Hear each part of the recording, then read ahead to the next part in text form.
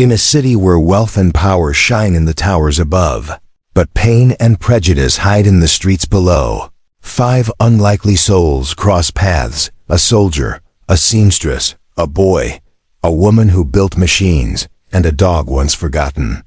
This isn't just a story about struggle. It's about dignity, resilience, and the fire that sparks when people finally stand together. If you believe stories like this matter, don't forget to hit subscribe, because every voice deserves to be heard. The city at night was dazzling, almost too dazzling, like it was trying too hard to prove something. Towers of glass glowed against the sky, neon signs screamed in every color, and the streets throbbed with cars and people rushing somewhere important.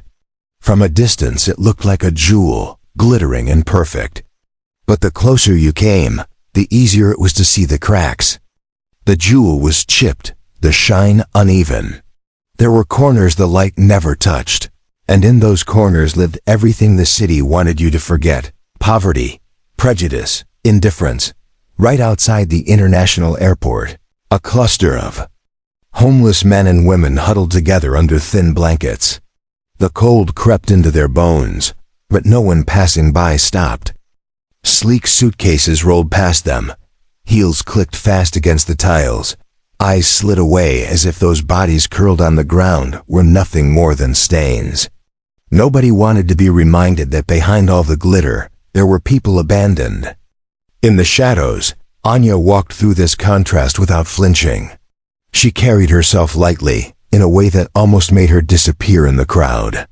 Her jeans were faded, her jacket plain, her sneakers worn down at the heel. A backpack hung off one shoulder, stuffed and heavy with the laptop she never left behind. If anyone looked her way, they saw an ordinary girl, maybe even someone who didn't belong in an airport terminal this expensive. What nobody could see was the contract signed only days ago, the one with her name on it, the one worth millions. The airline itself had hired her company. Her AI system was going to overhaul their operations, security, scheduling, customer service, all of it. Without her code, their future didn't exist. But that truth stayed hidden, invisible to the eyes trained to measure worth in watches. Handbags and tailored suits dotted the check-in counter. Everything went smoothly. The attendant scanned her ticket, smiled politely, waved her through. Machines didn't care about sneakers or second-hand jackets. But people did. When Anya stepped into the business class cabin, the air felt different, cooler, quieter, carrying the faint perfume of champagne and leather seats. Wide chairs waited with neatly folded blankets. Glasses gleamed. Passengers settled into their spaces like kings and queens. A man adjusted his cufflinks. A woman scrolled her phone with manicured nails. Heads turned as Anya slipped past, some curious, some dismissive. She didn't look like she belonged. She knew that. She also knew she did. Seat 7A. She placed her backpack under the chair, sat down, and exhaled. For a second, she thought maybe this flight would just be a flight. But then came the hand on her shoulder. It was light, but it carried authority. Anya looked up into the polished smile of the lead flight attendant. The smile didn't reach her eyes. "Excuse me," the woman said. "I think you're in the wrong seat. Business class is for business class passengers only." Her voice wasn't loud, but it carried. Heads lifted. Someone a few rows away murmured, "Called it." Anya reached calmly into her pocket, pulled out her boarding pass, and handed it over. The attendant glanced at it, blinked, then returned it with the same polite smile. But her head shook. There must be a mistake in the system. This can't be right. I'll have to ask you to move to economy. The whispers spread, soft but sharp. A man in an Armani suit leaned toward his wife. "See? No way she paid for this. Look at her shoes." The wife smirked, hiding it behind her hand. Anya tightened her grip on the boarding pass, her voice steady. "This is my seat." The attendant's eyes flicked down at the sneakers again. "Miss, please don't make this harder than it needs." To be. If you'll come with me. Anya cut her off, not raising her voice, just letting the words land. What if I told you I'm the reason your airline even has this contract? That the software keeping this flight on schedule is mine? The cabin went quiet for a beat. Then someone snorted. The man in Armani again. Yeah, sure. Next she say she owns the airline. The attendant's lips pressed into a thin line. She opened her mouth to argue. Stop. The voice came from the front row. Deep, commanding. Everyone turned. A tall man in his 50s stood, his gray hair neatly combed, his expression firm. He wore a suit too, but nothing flashy. Authority clung to him in a way no gold watch could fake. A few passengers recognized him instantly. The airline CEO. He stepped into the aisle, took the boarding pass gently from Anya's hand, studied it, then looked her in the eye. His stern face broke into something almost like relief. This young woman, he said to the cabin, is Anya Nguyen. She's the lead designer of the AI system our airline just invested millions into. Without her work, flights like this would be running on guesswork and luck. She's exactly where she belongs. The silence that followed was thick, suffocating. The attendants' cheeks flushed crimson. The murmurs died in throats. Passengers looked down, adjusted ties, pretended not to have laughed a minute ago. Anya didn't gloat, she didn't smile. She just slid back into her seat, opened her laptop, and began to type. To her, it wasn't about winning. It was proof. Proof that people still judged worth by the surface, by shoes and jackets, by what they thought belonged. Proof that even in the glow of luxury, prejudice thrived. Somewhere deep inside, though, a spark caught fire. This moment wasn't going to vanish when the plane landed. It was going to grow. The city at night was dazzling, almost too dazzling, like it was trying too hard to prove something. Towers of glass glowed against the sky, neon signs screamed in every color, and the streets throbbed with cars and people rushing somewhere important. From a distance it looked like a jewel, glittering and perfect, but the closer you came, the easier it was to see the cracks. The jewel was chipped, the shine uneven. There were corners the light never touched, and in those corners lived everything. The city wanted you to forget poverty, prejudice, indifference. Right outside the international airport, a cluster of homeless men and women huddled together under thin blankets. The cold crept into their bones, but no one passing by stopped. Sleek suitcases rolled past them. Heels clicked fast against the tiles. Eyes slid away as if those bodies curled on the ground were nothing more than stains. Nobody wanted to be reminded that behind all the glitter, there were people abandoned. In the shadows, Anya walked through this contrast without flinching. She carried herself lightly, in a way that almost made her disappear in the crowd. Her jeans were faded, her jacket plain, her sneakers worn down at the heel. A backpack hung off one shoulder, stuffed and heavy with the laptop she never left behind. If anyone looked her way, they saw an ordinary girl, maybe even someone who didn't belong in an airport terminal this expensive.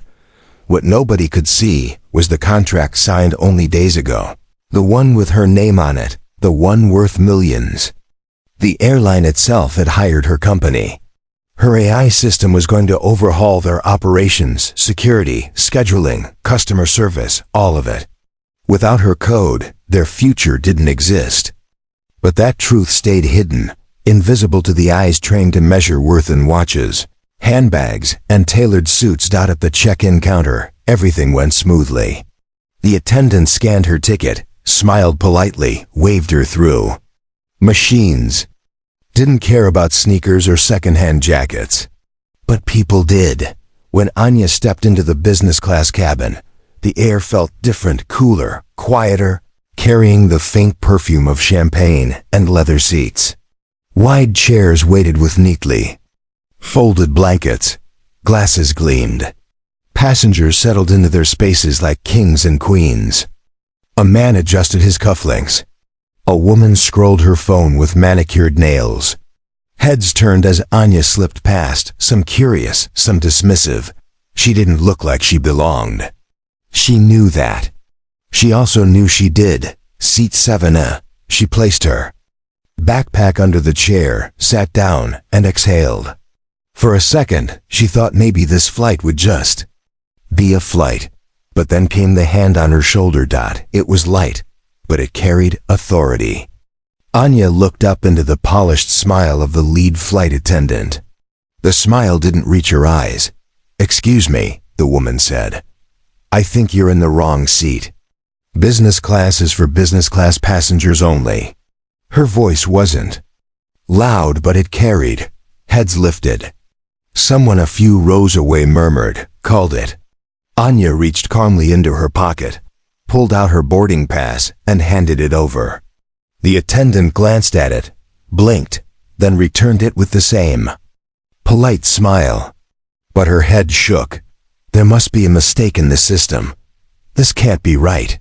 I'll have to ask you to move to economy. The whispers spread, soft but sharp. A man in an Armani suit leaned toward his wife. "See? No way she paid for this. Look at her shoes." The wife smirked, hiding it behind her hand. Anya tightened her grip on the boarding pass, her voice steady. "This is my seat." The attendant's eyes flicked down at the sneakers again.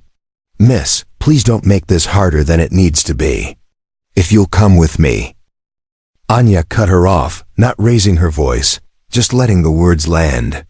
"What if I told you I'm the reason your airline even has this contract? That the software keeping this flight on schedule is mine?" The cabin went quiet for a beat. Then someone snorted. "The man in Armani again. Yeah, sure. Next she say she owns the airline." The attendant's lips pressed into a thin line. She opened her mouth to argue. "Stop." The voice came from the front row. Deep, commanding. Everyone turned. A tall man in his 50s stood, his gray hair neatly combed, his expression firm. He wore a suit too, but nothing flashy. Authority clung to him in a way no gold watch could fake. A few passengers recognized him instantly, the airline's CEO. He stepped into the aisle, took the boarding pass gently from Anya's hand, studied it, then looked her in the eye. His stern face broke into something almost like relief. "This young woman," he said to the cabin, "is Anya Nguyen. She's the lead designer of the AI system our airline just invested millions into. Without her work, flights like this would be running on guesswork and luck. She is exactly where she belongs." The silence that followed was thick, suffocating. The attendant's cheeks flushed crimson. The murmurs died in throats.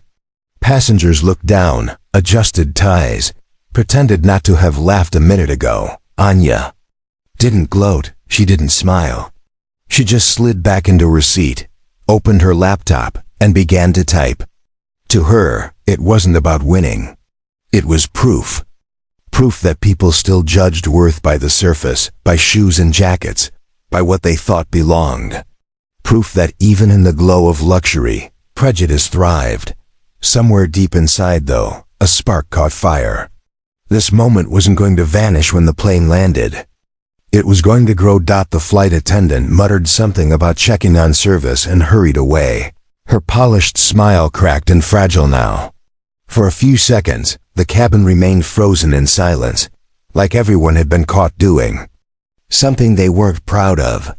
Then, one by one, passengers shifted back into their routines, phones, laptops, magazines. But the air felt heavier. Anya's fingers moved across her keyboard, calm and steady, but her chest was tight. She wasn't angry exactly, not even surprised. She'd lived with this long enough to know how automatic it was. People putting her into a box based on what she wore, the shape of her eyes, the cut of her voice. It was exhausting, yes.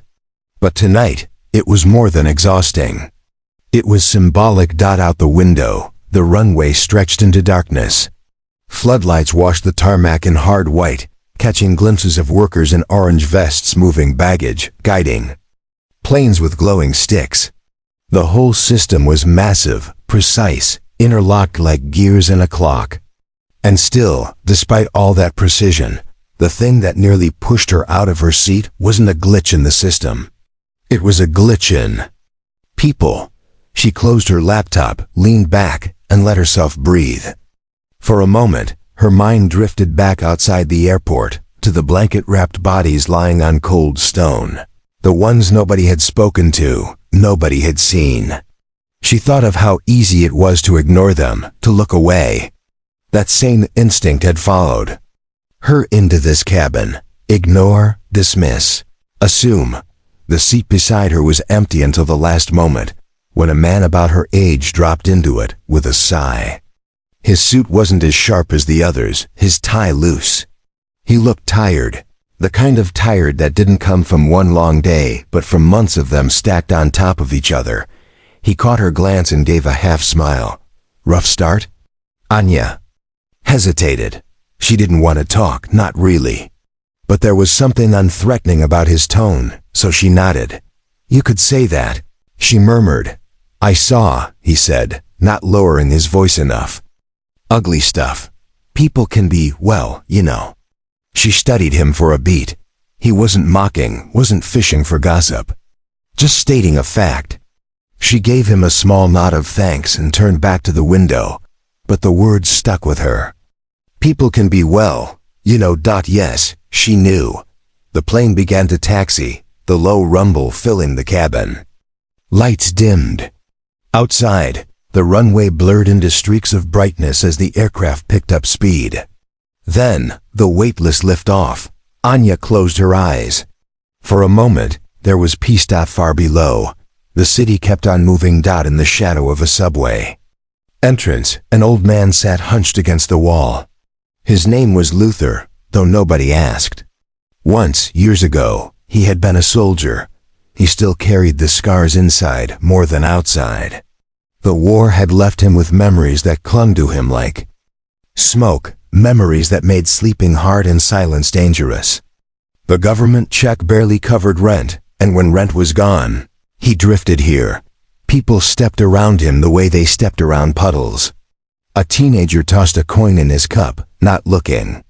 A man in a tailored coat muttered under his breath about lazy beggars. Luther stared at the ground, jaw clenched, shoulders drawn in. He wanted to scream sometimes, you don't know me. You don't know what I've carried.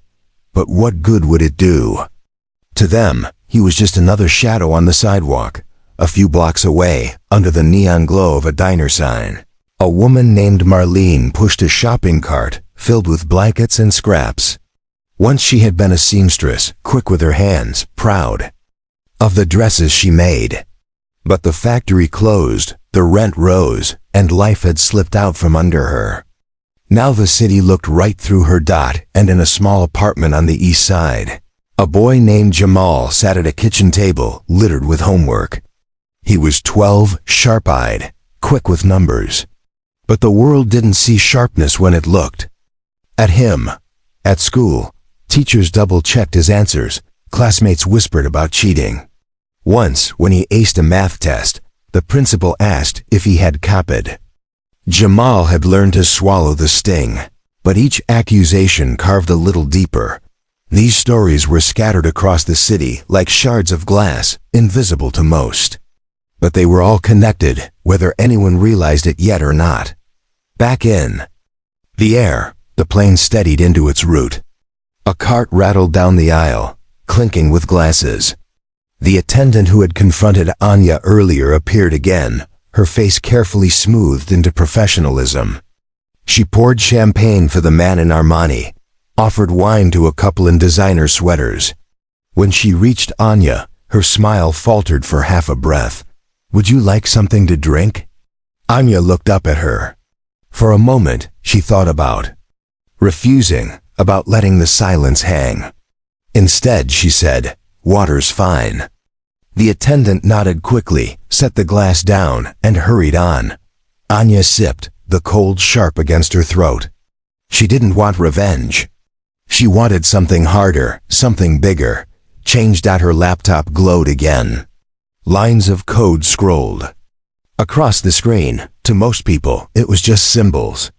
To her, it was language, it was logic, it was control. She thought of the irony machines listened to her, trusted her instructions without question. People, though. People trusted their prejudices first. She glanced sideways. The man next to her was already asleep, head tilted back. She envied the ease of it. Closing her laptop, she leaned back. Through the oval window, the sky stretched wide and endless. The city below shrank into patches of light and dark. From here, the distance softened everything, made the whole place look almost beautiful. But Anya knew better. Beauty was always a trick of distance. Up close, you saw the cracks, and she had a feeling, no more than a feeling, that the cracks were about to split wide open. The hours slid by in the hush of the cabin. People leaned back in their leather seats, cocooned in blankets, wine glasses drained and replaced, the hum of engines steady like a lullaby. Anya couldn't sleep. Her mind circled back to the same moment, the hand on her shoulder, the flat dismissal in the flight attendant's voice, the smug curve of that Armani man's mouth. A tiny scene, barely a blip in the night for anyone else, but it stuck with her like a bruise. It wasn't the first time, not by a long shot. Restaurants, offices, even sidewalks everywhere. People measured her before she even spoke. Sometimes it was subtle, a flicker of surprise when she introduced herself as a CEO. Sometimes it was blunt, you don't look like you belong here. Always the same song, just different verses. She should have been used to it, maybe she was. But tonight it burned deeper, because it happened in a place where her work literally lived in the walls. The airline had invested millions into her software, trusted it to keep them safe, efficient, profitable. Yet the human part, the part that should have been simplest, still lagged behind. People still trusted their eyes over truth. She shut her laptop again and pressed her palms together, resting them against her lips. Out the window, stars glittered like shards of glass scattered across velvet. There was a kind of cruel beauty to it, so far away, untouchable, but endless. A whisper from behind pulled her back. "That's her," someone muttered. "The tech girl." "Doesn't look like it," another voice answered. Anya's stomach tightened. She wanted to turn, to face them, but she didn't. Not yet.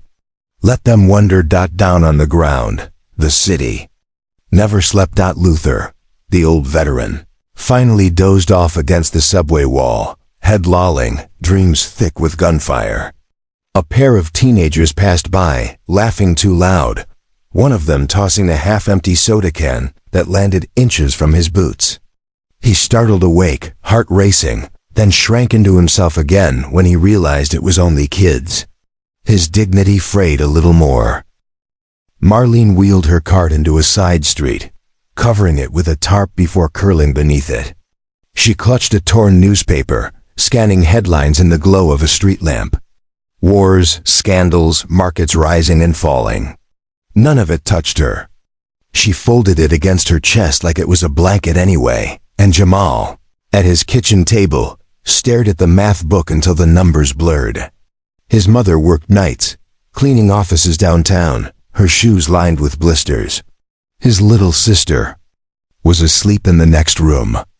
He solved equation after equation, whispering the answers under his breath, daring the world to call him a cheater again. Scattered lives, invisible threads. They didn't know each other yet. They didn't know they were already part of the same story. Back on the plane, turbulence rattled the cabin. Passengers stirred, anxious murmurs rising. The captain's calm voice filled the speakers, assuring them it was nothing serious. Still, fear had a way of stripping masks. The Armani man clutched his armrest, knuckles white. The woman who'd smirked earlier closed her eyes, lips moving in a prayer. Anya kept her gaze steady, breathing slow. She'd flown enough to know this wasn't danger. But as the cabin shook, she thought of something else. How fragile people's confidence was. How quickly it cracked when they lost control. The turbulence passed. The plane steadied, but the silence that followed was thick. For once, nobody looked at her.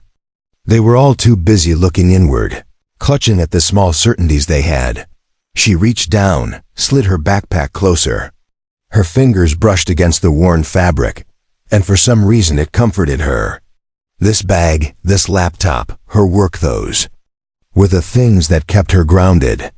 Not champagne, not leather seats, not approval from strangers. Hours later, when the plane began its descent, the city lights below bloomed wide. Streets laced together like golden veins, bridges arched.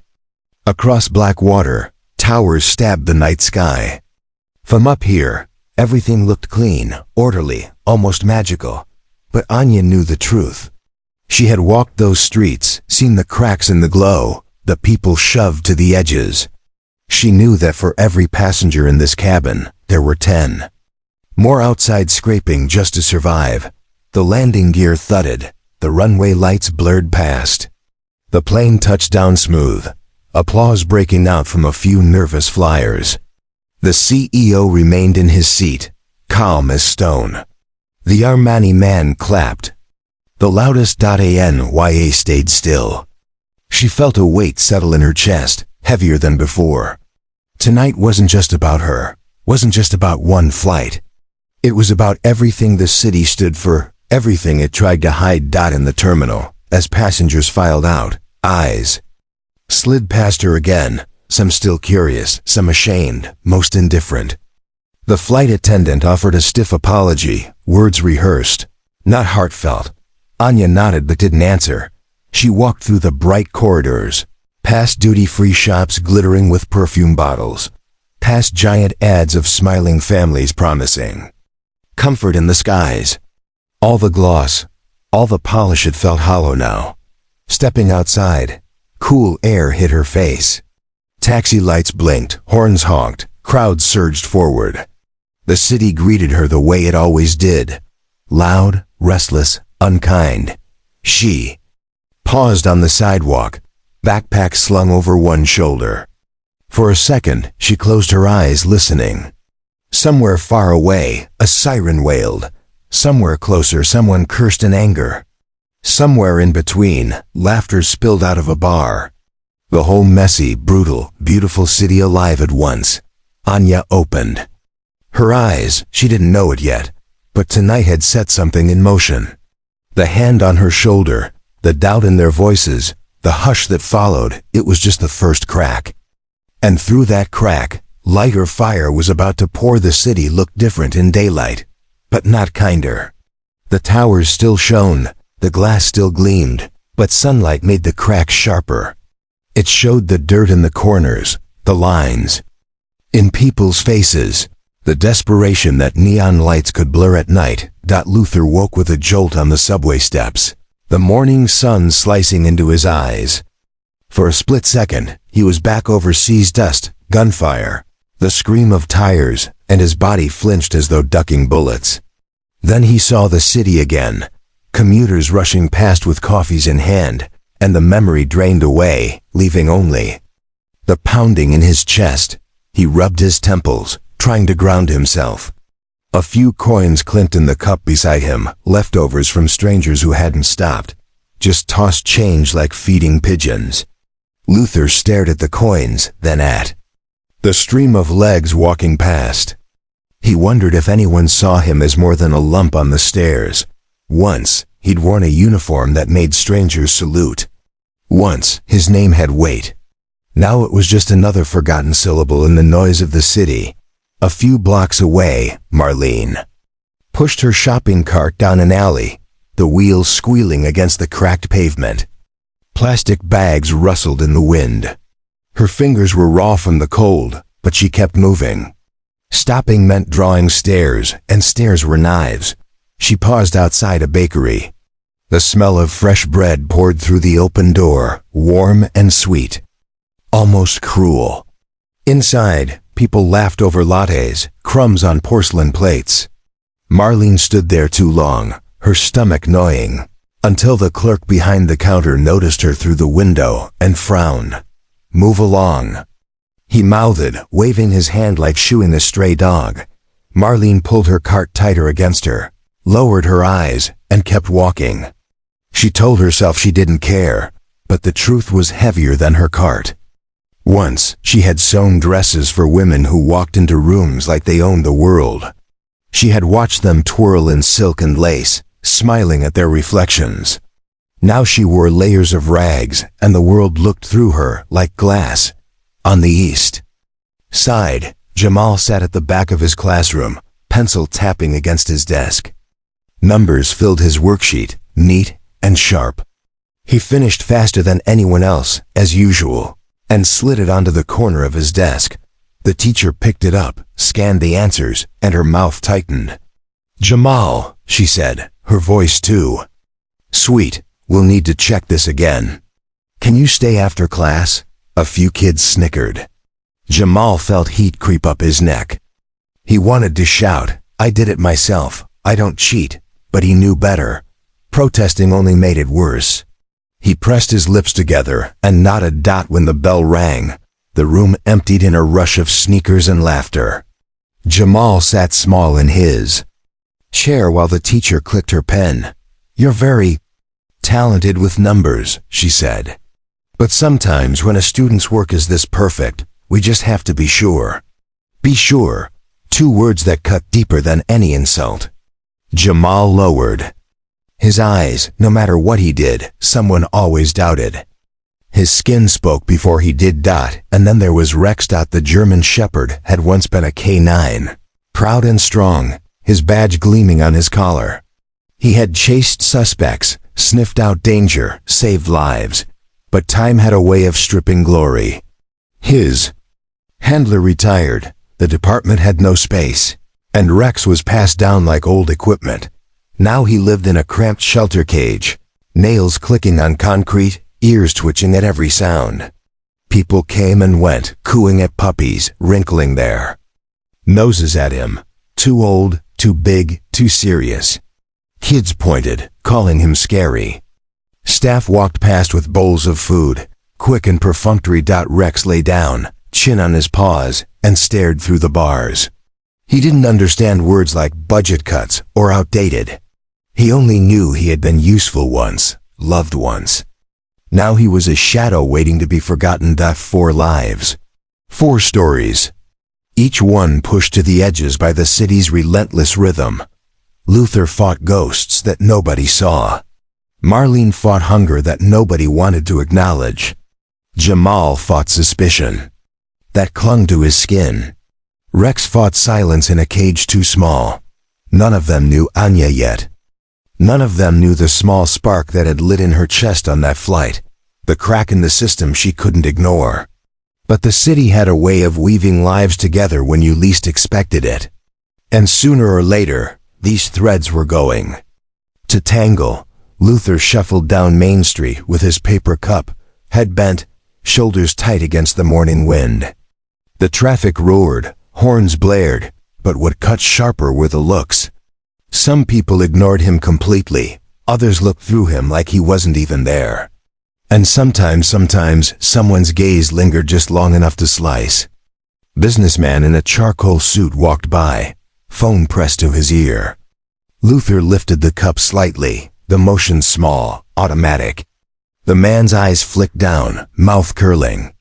"Get a job," he muttered, not even breaking stride. Luther's jaw tightened. A job. As if he hadn't tried. As if the night's shaking. Awake from nightmares, the mornings with his heart pounding like gunfire, didn't count. He wanted to shout that once he'd worn boots heavier than that man's entire wardrobe. That once he'd fought in dust storms and slept in foxholes, so people like him could sip lattes in peace. But his throat closed. The words stayed locked. Instead, he lowered the cup. The businessman's footsteps vanished into the crowd. Luther's chest ached, heavier than the cold. He ducked into an alley, crouching against the wall, and pulled from his jacket pocket a worn photograph creased, faded.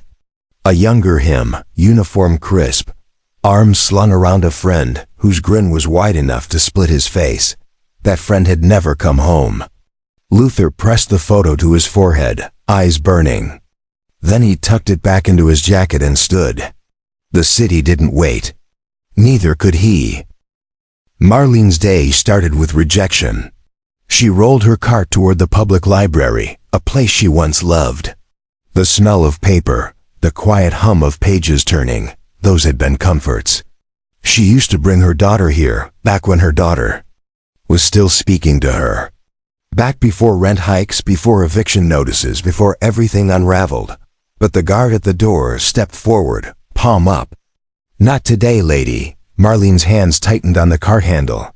"I just want to sit in the reading room. Just for a little while." The guard's eyes swept over her. The tangled gray hair under a knit cap. The patched jacket. The smell of too many nights outside.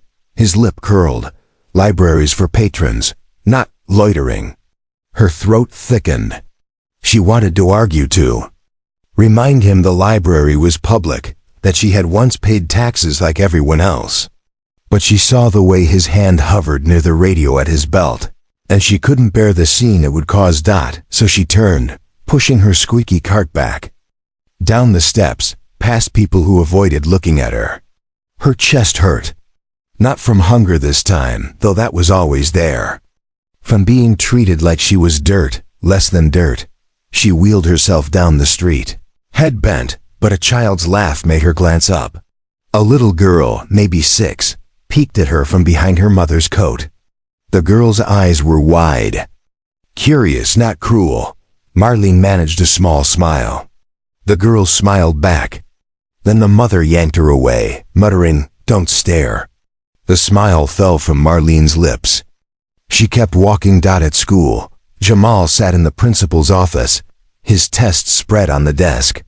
The numbers lined up neatly, every answer correct. The principal leaned back, arms folded. "Jamal," he said, "we both know you're bright. But this," he tapped the paper, "this is too perfect. Are you sure you didn't borrow from someone else's work?" Jamal's fists clenched in his lap. "I didn't cheat," he whispered. The principal sighed, the kind of sigh adults use when they think they already know better. "We'll have to call your mother, just to clarify." Jamal's stomach dropped. His mother didn't have time for this. She cleaned offices until midnight, her back sore, her hands blistered. She trusted him to handle school. And now he was being painted as a liar. The bell rang in the distance. Kids pouring into hallways, laughing, shouting.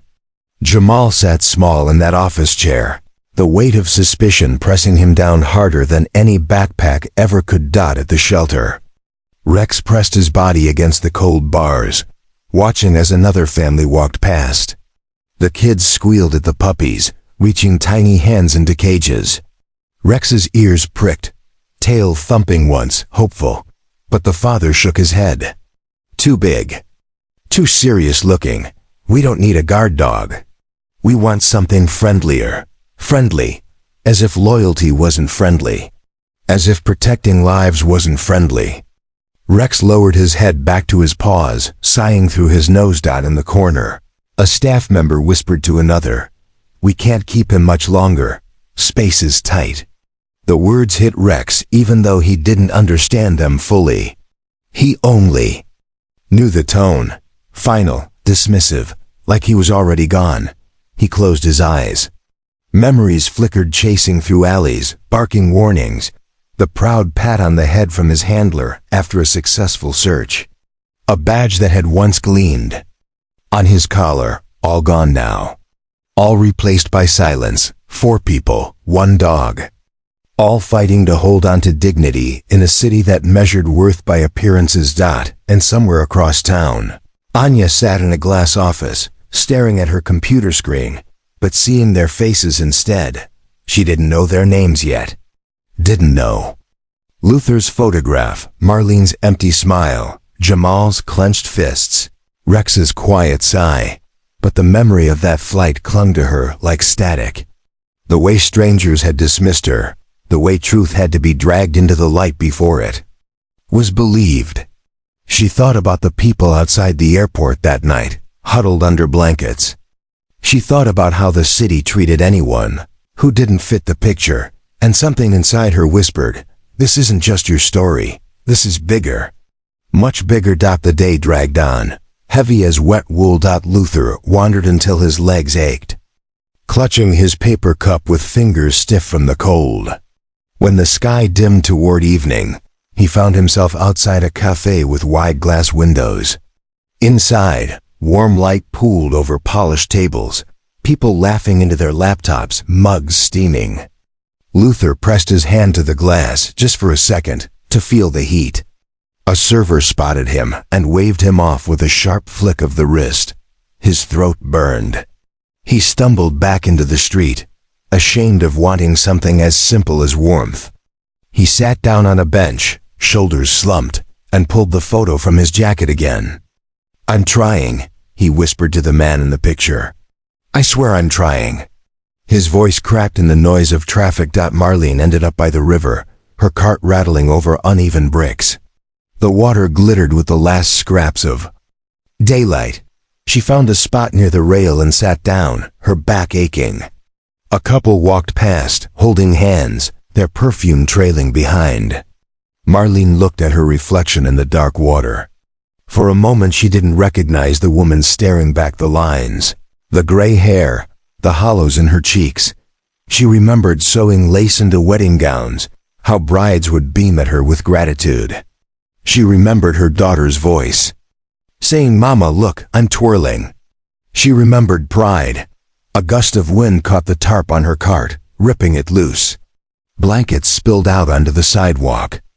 People stepped around them, annoyed, like she was an obstacle. Nobody bent down to help. Marlene scrambled to gather them, cheeks burning, tears pricking at her eyes. By the time she tied the tarp back, her chest heaved with silent sobs. She pressed her forehead to the rail, whispering, "I'm still here. I'm still here." Jamal walked home alone, backpack heavy, shoes scuffing the cracked sidewalk. His mother wouldn't be home for hours. The apartment smelled faintly of bleach from the offices she cleaned, the scent that clung to her even when she hugged him goodnight. He dropped into the chair at the kitchen table, math book open. Numbers usually calmed him, neat and steady. But tonight they blurred, mocking. "Too perfect," the principal had said. Jamal slammed the pencil down, tears stinging his eyes. He wanted to be seen for what he was, not what they decided he must be. His chest ached with something too big for. 12 years old. He whispered into the quiet kitchen, "Why don't they believe me?" His voice shook. Nobody answered. From the next room, his sister stirred in her sleep. Jamal wiped his eyes quickly. He had to be strong.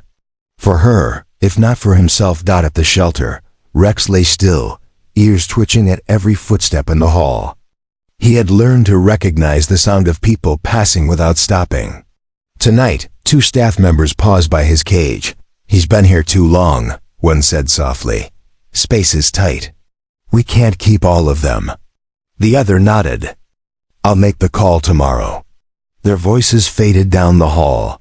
Rex pressed his nose to the bars, whining low in his throat. He didn't understand their words, but he understood the finality. Something inside him knew he was running out of time. He closed his eyes and saw his handler again, young, smiling, clapping his side after a successful search. "Good boy, Rex." The memory was warm, golden. It hurt to wake from it. He curled into himself, the cold floor pressing against his ribs. For the first time in years, he didn't dream of chasing or guarding.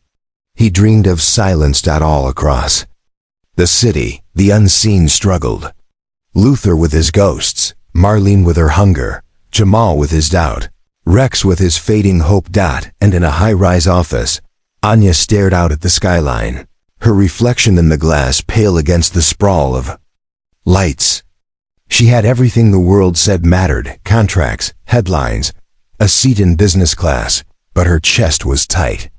Because she couldn't stop thinking about the others. She thought of the blanket-wrapped figures outside the airport. Of the way one small child's eyes had widened at her worn sneakers. Of the look on that attendant's face, automatic, dismissive, cruel without even realizing it.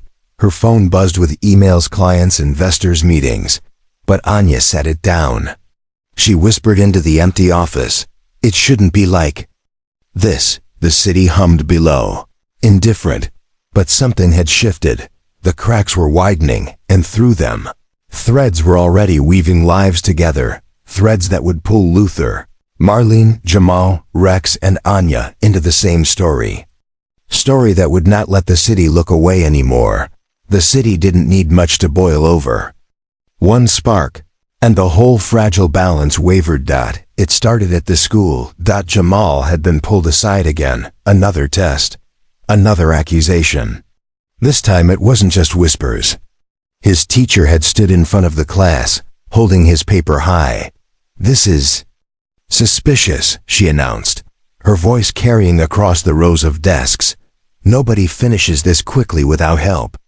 The room fell into silence before bursting into laughter. Some kids pointed, others whispered cheater. Jamal sat, frozen, his pencil trembling in his hand. Heat flooded his face, shame burning deeper than anything he'd felt before. He tried to speak. "I didn't," but the teacher cut him off. "We'll be calling your mother." Something in him cracked. Jamal pushed back his chair, the scrape loud in the quiet room. His fists clenched, his voice shaking but loud enough. "I'm not a liar. Just because I'm black doesn't mean I can't be smart." The words slammed into the air, shocking the class. Some kids gasped. The teacher's face flushed. And in that moment, a student in the back pulled out his phone, camera raised. The video caught everything, the accusation, the laughter, Jamal's trembling voice. By the end of the day, it was online. By nightfall, it had thousands of views. Across town, Marlene sat outside the diner with her cart, knees pulled to her chest. Her stomach growled, but she ignored it, staring through the window at families eating fries, burgers piled high, milkshakes dripping down the sides of tall glasses. Inside, a man with slick hair laughed too loudly. "You see that video? The kid at Maplewood? He actually pulled the race card in class." "Unreal," the waitress chuckled nervously. "Kids these days." Marlene's chest ached. She wanted to slam her fists against the glass, to scream that it wasn't just kids these days. It was every day. But she stayed quiet. People didn't listen when you screamed from the sidewalk. Luther heard about it on a borrowed phone. A younger man on the subway showed him the clip, laughing, shaking his head. "Drama, huh? That kid should have just kept his mouth shut." Luther's gut twisted. He knew that feeling too well, the weight of keeping quiet, swallowing anger, until it rotted you from inside. He wanted to find the boy, to tell him he wasn't wrong to speak. That silence only made them stronger. But he didn't even know where Maplewood was. The train screeched into the next station. Luther pocketed the memory with the others, the photo, the insults, the things he wished he'd said. But didn single quotes to dot, and in the shelter, Rex paced his cage. The staff had been tense all day, voices sharp, footsteps faster. He heard the word euthanize more than once. He didn't know what it meant, but it made the air heavy. That night, a volunteer sat by his cage, scrolling through her phone. She shook her head, muttering, "That poor boy." Rex pressed his nose to the bars, ears tilted. He didn't understand the words, but he understood sadness. He whined softly, pressing closer. The volunteer stroked his head absent-mindedly. "Don't worry, boy," she whispered. "Not everyone's blind." By the next morning, the video had spilled beyond the city. News anchors replayed it, voices pitched with false concern. Comment sections boiled with venom. Some defended Jamal, most didn't. Cheater, troublemaker. Another excuse. At Maplewood, reporters crowded the gates. Parents whispered about pulling their kids. The principal avoided cameras, face pale. And Jamal Jamal hid in his room, curtains drawn, phone buzzing with messages he refused to read. His sister sat beside him, small hand resting on his arm. "You're smart," she whispered. "I know you are." But knowing wasn't enough to fight the weight pressing down. The city buzzed with it. Luther heard it in the streets, Marlene in the diner windows, Rex in the shelter whispers. Anya in her glass office too. She watched the clip over and over, heart pounding with anger. She saw the teacher's smirk, the way the room had turned on the boy, the raw crack in his voice when he shouted the truth. She saw herself in him. The way people had dismissed her on that flight, certain she didn't belong. Different settings, same poison. And she knew this wasn't just his fight. It was all of theirs. By noon, the school gates had turned into a stage. Parents clustered with folded arms. Reporters angled cameras. A few kids held hand-drawn signs that said things like, "We believe Jamal," and "Honor the truth."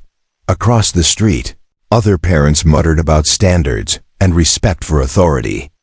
Two groups, one sidewalk, a thin strip of asphalt between them like a fault line. Jamal arrived late, hood up, eyes on the ground. His mother walked beside him, jaw set, exhaustion in the slope of her shoulders. She'd taken the morning off a hit she couldn't afford to demand the principal retract the accusation. As they approached the steps, microphones bloomed from nowhere. "Do you regret what you said? Did you play the race card?" Jamal's mother moved in front of him, a small shield against a crowd that didn't see a child, only a headline. "No comment," she said, voice steady. Her hand found Jamal's and squeezed. He squeezed back, knuckles white. Inside, the principal's office smelled like lemon cleaner and stale coffee. He offered an apology without using the words "I'm sorry." "Given the publicity, we'll review procedures." He glanced at an email open on his monitor, then clicked it closed too fast. Jamal caught a flash: integrity protocols, behavioral flagging. On the sidewalk again, Jamal's mother exhaled, the breath of someone who'd been holding herself rigid for hours. "We're not done," she told him. "But we're going home for now." He nodded, not trusting his voice. 10 yards away, a boy from science class lifted his phone. "Look, there he is," he whispered to his friend. "Cheater boy." The friend laughed too loud. Jamal felt heat crawl up his neck. He kept walking. Across the street, an older man in an army jacket watched the scene unfold. Luther had wandered here without meaning to, drawn by the ripple that trouble always made. He saw the kid's hunched shoulders, the way the mother stood, like a fence against the wind. He recognized that posture. He'd seen it around tents, in alleys, in lines for hot meals. He wanted to say something, but his mouth worked and no sound came. The words got stuck in the same place they always did, snagged on pride and old hurt. So he did the only thing he could do. He fell in step behind them at a distance. A quiet tail until they reached the bus stop. When the bus hissed to a halt, Luther lifted a hand, a half salute he didn't realize he'd made. Jamal didn't see it. The door shut, the bus pulled away. Luther lowered his hand and stood in the exhaust, feeling foolish and strangely steadier than he had in days. On the river path, Marlene pushed her cart through drifting sycamore leaves. A jogger brushed by close enough to jostle the handle. "Watch it," the jogger snapped, as if Marlene were the one veering. She swallowed the retort and kept moving. Near the footbridge, a couple posed for photos against the skyline, the man tipping the woman back in his arms. She laughed, the sound clean and bright. For a moment, the city softened. Then a security guard appeared at the end of the bridge, eyeing the cart like it was a weapon. "Ma'am, you can't bring that up here." "I'm not going up," Marlene said, "just passing through." "Ma'am." His hand hovered near the radio. The posture said the rest. Something inside her frayed. She'd been turned away from a library, a cafe, a bench in a park that morning, every place with a sign that said public, now a bridge. She tightened her grip on the cart, felt the bones of her fingers like pebbles under skin. "I'll go," she said, voice small. From the shade of the bridge, a voice carried across the water. "She's not hurting anybody." Luther stepped forward, eyes on the guard, not challenging, just present. It changed the air by a few degrees. The guard looked between them, measuring risk, paperwork, time. He dropped his hand from the radio. "Move along." He walked away. "Thank you," Marlene said, not looking up. Luther shrugged, embarrassed by his own speaking. "Sidewalks wide," he said. It wasn't eloquent. It didn't need to be. She nodded, and for 30 feet they moved in the same direction. Two small shadows keeping the same pace. Anya watched the video again over lunch that she didn't touch. She paused at the frame where the teacher's hand hovered over the test, just before the accusation. Zoomed, slowed habits of a mind trained to interrogate patterns. The corner of the screen showed something else. A scan header, a logo of a third-party integrity tool she recognized from a trade demo. Cheap, widely adopted, and if her memory was right, notoriously unreliable for kids with darker skin tones and for students who worked too fast or too still to satisfy the software's definition of normal. She felt the old anger harden into something cooler. Anger flared and burned out. This was fuel. Her assistant poked a head in. "You've got the airline ops team at 2, the investor call at 3, and press inbox is a mess." "Move the investor call," Anya said, surprising herself. "And can you pull contacts at Maplewood School District? Superintendent, board chair, anyone who'll pick up a phone." A beat. "You're going to get involved?" "I already am," Anya said, eyes on the frozen frame. "They just don't know it yet." When the investor insisted the call couldn't move, Anya took it walking, down the elevator, through the lobby that smelled like lemon cleaner and money. She cut across 3 blocks to a brick building with a hand-painted sign, City Animal Shelter. It wasn't on the list. She went anyway. The day needed something true. Inside, the air was sharp with disinfectant and wet fur. A volunteer looked up, startled by the suit jacket over sneakers. "Can I help you?" "Maybe," Anya said. "I'm just looking." She walked the aisles of cages. Puppies yipped in chiming choruses, tails a metronome of need. Older dogs watched her pass with the patient resignation of things that have learned not to hope. Halfway down, she stopped. The German shepherd didn't bark. He looked at her, ears forward, a question in the tilt of his head. His coat was a little dull, one paw raw along the nails from pacing. His eyes were the thing, steady, intelligent, waiting for a job. A staffer appeared at her shoulder. "Rex," she said softly. "Former canine. He's a good boy." A pause. "He's also on the list." "What list?" Anya asked, though she knew. The staffer's throat worked. "End of week list." The investor's voice crackled in Anya's ear. "Margins this quarter, hello? Are you in a tunnel?" "Hold on," Anya said into the mic, then to the staffer. "What keeps a dog off the list?" "An adoption," the staffer said. "Or a sponsor who covers his spot until we can place him." "Done," Anya said. She didn't ask for the number. She reached for her wallet, and the steadiness she hadn't felt all day came back like a tide. Rex stood as if he'd understood the shape of the moment, tail lifting once. When she pressed her palm to the bars, he leaned his weight into it, an old working dog's answer. "I've got you if you've got me." On the sidewalk again, she called the superintendent, got routed to a public relations officer, left a message, then wrote an email that wasn't a threat and wasn't a plea. It was a set of questions and citations, and a calendar invite. She CD'd the board chair, a journalist she trusted, and her legal counsel for good measure. Then she texted the shelter, "Hold Rex, coming back tomorrow with a crate." She didn't know that Luther had watched her cross the street, that he'd recognized the way she put her body between the crowd and the shelter door. The same protective posture. he'd carried through blast fields. He noted it and filed it away in the quiet cabinet, where he kept proof that the world still held people who stood their ground. That evening, Maplewood's auditorium filled faster than anyone expected.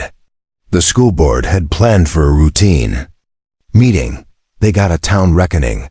Parents lined up at a microphone that squealed every third word. A math teacher spoke about rigor and fairness. A black father talked about the time his daughter was searched after a classmate accused her of stealing a phone she never touched. A counselor tried to thread the needle between staff loyalty and the reality of bias that seeped like damp through drywall. The superintendent said, "We are listening." So many times the phrase lost shape. In the back row, Jamal sat small under a hood, his mother beside him, chin lifted. Luther slipped into a seat near the exit, ready to bolt if the walls got loud in the wrong way, but staying anyway. Marlene stood in the aisle, hands on the cart she wasn't actually allowed to bring in. A guard had scowled, and then, for reasons he couldn't explain even to himself, pretended not to see it. Anya took the microphone when it finally came open, introduced herself without her resume. "You don't have to know me," she said. "You only have to look carefully." She tapped the screen behind her. Someone had given her control of the projector without asking who she was. On the wall bloomed the still image from the video, the corner watermark of the integrity tool no one else had noticed. The software, Anya said, voice even, has a documented failure rate that tracks with skin tone and with so-called abnormal test behavior. Maplewood licensed it to catch cheaters. It caught a black kid who works fast and keeps his head down. The flag didn't come from a teacher's eyes. It came from a machine you trusted more than a child. A murmur rolled through the room, then a hush so thick you could hear the click of the principal's jaw. The board chair leaned forward. "How do you know this?" "Because I build systems like this," Anya said. "And because the vendor published the kind of data you hoped no one would read." Jamal's mother covered her mouth. Jamal hunched lower, not sure whether to be relieved or more afraid. Relief had teeth. It could bite if you let it. From the second row, a man in a suit stood abruptly. Armani from the plane. He stared at Anya as if memory were a bright light turned on too fast. Then he sat down, color rising along his collar. "We can end the contract tonight," the board chair said, voice shaking a little. "We can start." "There, it's a start," Anya said. "But it's not the end." Outside, sirens wailed somewhere far away. In the shelter, Rex lifted his head and pressed his nose to the bars, as if he could scent the turn. Back in the auditorium, a hand lifted from the back row. Luther, surprised to find it was his. "Let the boy speak," he said. The room turned. He swallowed and tried again, voice clearer. "If you're listening, let him speak." Jamal looked at his mother. She nodded once. He stood because everyone was watching now, and because there comes a point when silence is heavier than the words you fear will fail you. He stepped to the microphone. It squealed. He didn't flinch. "My name is Jamal," he said. "I did my own work." It wasn't a speech. It didn't need to be. The room held the sentence like a fragile thing. This was the crack widening. This was the light or the fire coming through. And somewhere in the city's dark, threads pulled tighter, drawing strangers into a knot that would not come loose. Without tearing, the meeting didn't end so much as dissolve. After Jamal's words, the auditorium sat heavy with silence, then broke into a storm applause, shouts, arguments flaring like sparks. Some parents clapped until their palms stung. Others shook their heads and muttered about discipline. The superintendent banged his gavel. The board chair tried to restore order, but the room had already outgrown their control. Anya slipped her laptop shut, pulse steady in a way it hadn't been in days. She hadn't planned to stand at that microphone. But when she saw the watermark on the video, she knew she couldn't stay quiet. Now the truth was out in the open, bigger than her. Bigger than Jamal. Bigger than all of them. In the back row, Luther sat straighter than he had in weeks. Something about the boy's voice, the way it didn't break, struck him in the chest. He remembered being 19, shouting at a sergeant who wouldn't believe his coordinates. He remembered the silence that followed and how it nearly cost lives. Tonight, Jamal had spoken, and maybe lives would change because of it. Beside him, Marlene clutched the handle of her cart, knuckles white. She'd come to the meeting only to get out of the cold, to sit in a room with heat for an hour. But what she saw lit something raw inside her. For years she'd told herself it wasn't worth it, raising her voice, demanding dignity. But watching that boy stand small and fierce at the microphone made her wonder if silence was a kind of death. She turned to Luther, surprised to hear her own voice. "He's braver than all of us." Luther looked at her, eyes tired but clear. "Not anymore," he said. Outside, reporters swarmed. Cameras flashed. The board chair tried to give a statement, but the crowd wanted Jamal. His mother wrapped an arm around his shoulders, shielding him, but the boy stood still. For once, he wasn't shrinking. The words he'd spoken still echoed, holding him upright. Luther stepped through the throng, pulling Marlene with him, her cart rattling over the curb. For a moment, their presence parted the crowd, faces turning away from the sight of poverty at close range. But a reporter's camera caught them in the same frame as Jamal, and the image froze in a lens, a veteran in a frayed jacket, a woman with a shopping cart, a black boy in a hoodie. 3 lives the city tried not to see, suddenly unavoidable. That night, the photo hit the news feeds alongside the video. Some saw only stereotypes: homelessness, anger, trouble. Others saw something else. Truth pressed shoulder to shoulder, no longer hiding. Comments poured in. "Look at these people, dragging the city down. And look closer, this is who the city refuses to hear." Anya sat in her apartment scrolling through the noise, Rex asleep at her feet after his first night out of the shelter. She leaned down to scratch behind his ears. "It's starting," she murmured. His tail thumped once, steady and sure, but not everyone was ready to listen. The next morning, graffiti smeared across Maplewood's walls. "Cheater. Go home." On the playground fence, someone had scrawled, "Keep eye to fair." Jamal read it on the walk to school, fists jammed deep in his pockets. His mother's face was carved from stone. "Head high," she whispered. He tried. But each step felt like walking into fire. At the same time, Luther was shoved outside a convenience store for standing too long by the door. Marlene's cart was tipped by teenagers looking for a laugh. Rex was nearly pulled from Anya by a security guard who didn't believe the adoption papers were hers. The city was pushing back. Prejudice never surrendered. Quietly. By evening, protests had begun outside the school, parents waving signs, some for Jamal, some against him. The air buzzed with tension. Police cars lined the curb, lights spinning red and blue across the crowd.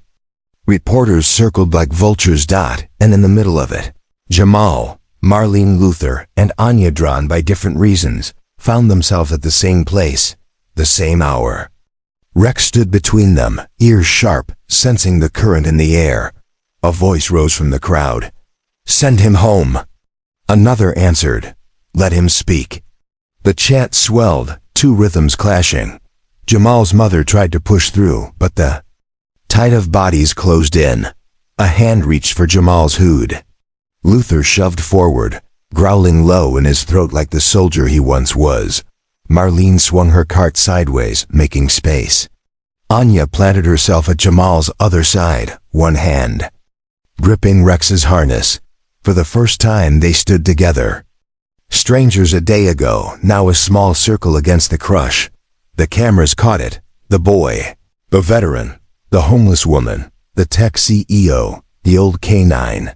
The frame spread online within hours. And with it, the question no one could ignore.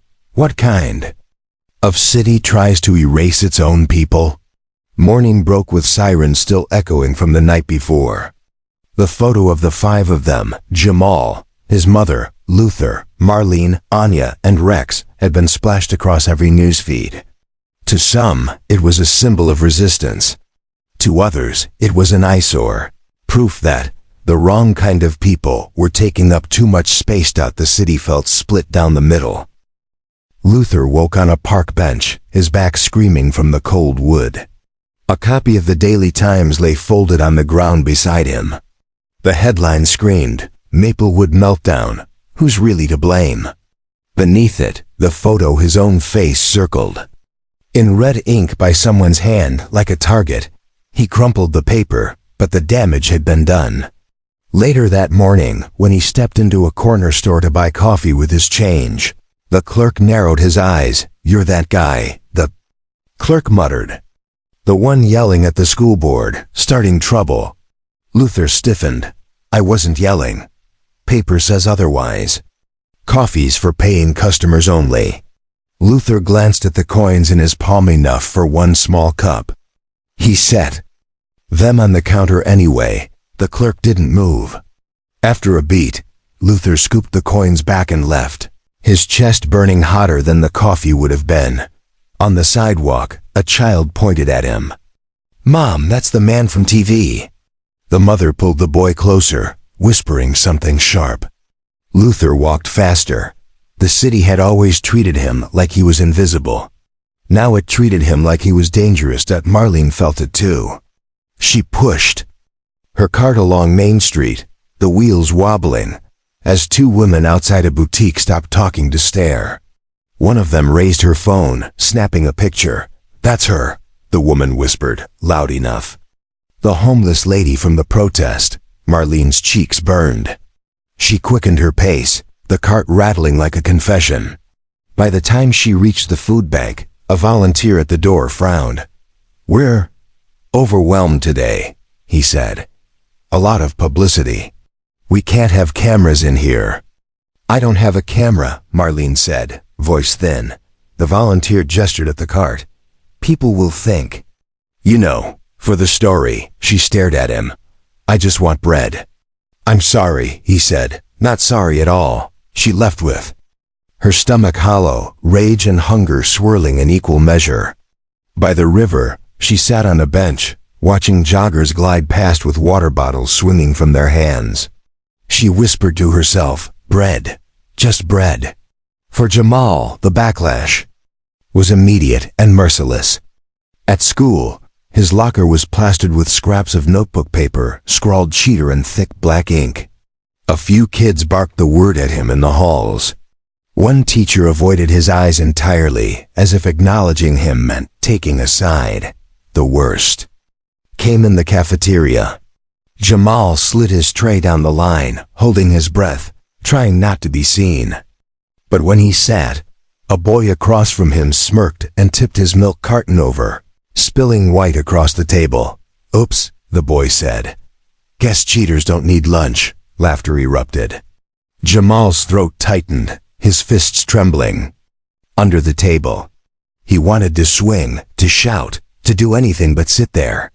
But he saw his sister's face in his mind, her small hand on his arm, and he swallowed the rage like glass. That night, he told his mother he had a headache and skipped dinner.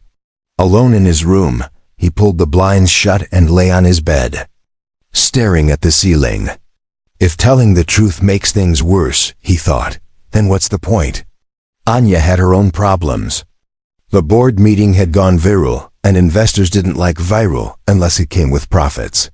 One email read, "We need you to stay focused on deliverables, not community politics." Another, "Your visibility is a liability." She stared at the screen, jaw tight.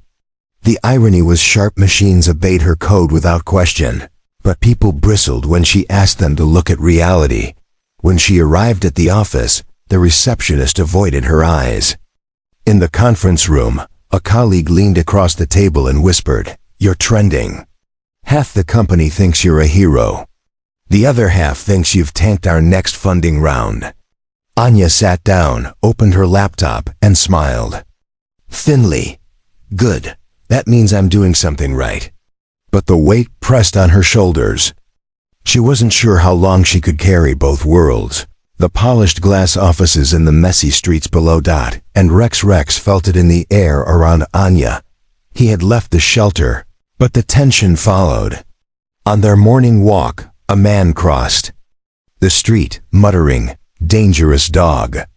A woman pulled her child closer. Even with a leash, even with calm eyes, Rex was a threat in their minds. One evening, as Anya stopped for groceries, a security guard at the door frowned. "No pets inside." "He's not a pet," Anya said. "He's trained." "Retired canine. Doesn't matter. People complain when dogs like that come in. Scares them." Anya clenched her jaw. "Dogs like that," she repeated low. She pulled Rex closer and walked away, her chest burning. Rex pressed against her leg, steady as stone. The city's backlash wasn't uniform, though. For every door slammed, another cracked open. A cafe owner slipped Luther a free cup with a quiet nod. A child on the playground whispered to Jamal, "I believe you." A jogger paused to help Marlene gather blankets when the wind ripped her tarp away. And one night, a stranger stopped Anya on the sidewalk, pointing at Rex. "He's beautiful. Thank you for saving him." Tiny gestures, small mercies. Not enough to change the city, but enough to remind them all that the city wasn't one thing, it was a fight between many things. And the outcome was still unwritten, but with the mercies came the traps. One evening, Luther was approached by a local reporter. Camera already rolling, microphone shoved close. "Sir, what do you say to claims that you're exploiting the school incident for attention?" Luther blinked, throat tight. "I didn't." The camera zoomed closer. "Do you admit you were disruptive at the board meeting?" His hands curled into fists. He wanted to say the truth, that he hadn't planned to speak, that the words slipped out like breath. Instead, the silence stretched, and the reporter filled it with her own spin. By the next morning, the clip was online. Homeless veteran stirs. Chaos at school board. Marlene saw it on a diner TV. She slammed her fist against the counter. "They don't even know him." The waitress frowned.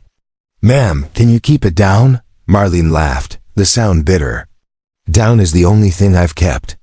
She pushed her cart out into the street, the laughter echoing behind her. It started with Luther. He'd been sitting outside a bank when a man in a camel hair coat stormed out, phone pressed to his ear. "What do you mean the driver canceled?" "I need to be at the gala in 20 minutes." The man spun, eyes landing on Luther. "Hey you. Do you want to make $50? Luther blinked. "Doing what?"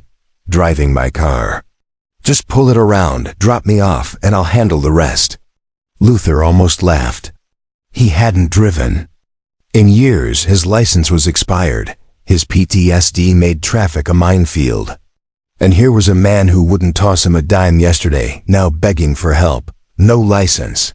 Luther said. The man groaned, muttering something about useless.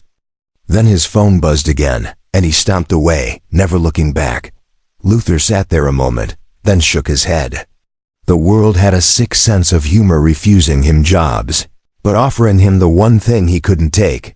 Meanwhile, Marlene was pushing her cart past a luxury apartment complex when a doorman stepped outside. Frantic. "Excuse me, miss, could you come inside a second?" She froze, half sure he was mocking her. But the panic in his eyes was real. "The caterers are late, and the senator's dinner starts in 20 minutes. We need extra hands. I'll pay." Marlene stared. A week ago, he'd chased her off the steps. Now he wanted her inside? They shoved her into a white apron and handed her trays of hors d'oeuvres. She moved stiffly among men in tuxedos and women glittering with diamonds. No one looked at her face, only the tray. For 2 hours she served canapes to people who would never have let her through the door otherwise. At the end of the night, the doorman pressed cash into her palm, avoiding her eyes.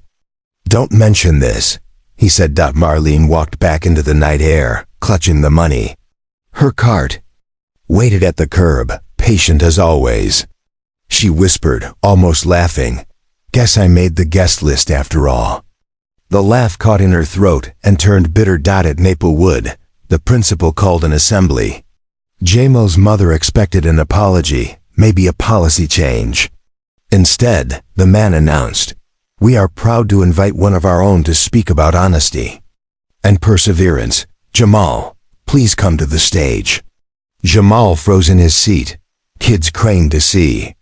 Some snickered, others whispered. He climbed the steps, heart pounding, palms slick. The principal handed him the mic with a smile that screamed damage control. Jamal looked out at the sea of faces. Teachers who doubted him, classmates who mocked him. He thought of the word cheater taped to his locker. His throat tightened.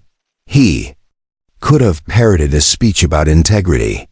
He could have played the role they handed him. Instead, he said, "I didn't cheat. That's all I've got." Silence. Then, from the back row, a single clap. Luther's. A moment later, Marlene's slow, steady hands. Then Anya, standing near the side doors, Rex at her heel, adding hers. The sound grew, uneven but real, until even a few kids joined in. The principal's smile faltered. Jamal set the mic down and walked off the stage, head higher than when he walked on. Later that week, Anya stopped at a cafe with Rex, the barista. Behind the counter froze. Ma'am, dogs aren't allowed." "He's not just a dog," Anya said. "He looks dangerous." Before Anya could argue, a child at a nearby table slipped, a tray of hot chocolate tipping toward her lap. Rex moved before anyone else, lunging, nudging the tray with his nose. So it spilled onto the floor instead. The child blinked, unharmed. Gasps rippled. The barista flushed. "Maybe he can stay." Anya scratched Rex's neck, grinning faintly. "Good boy." For once, no one crossed the street to avoid him.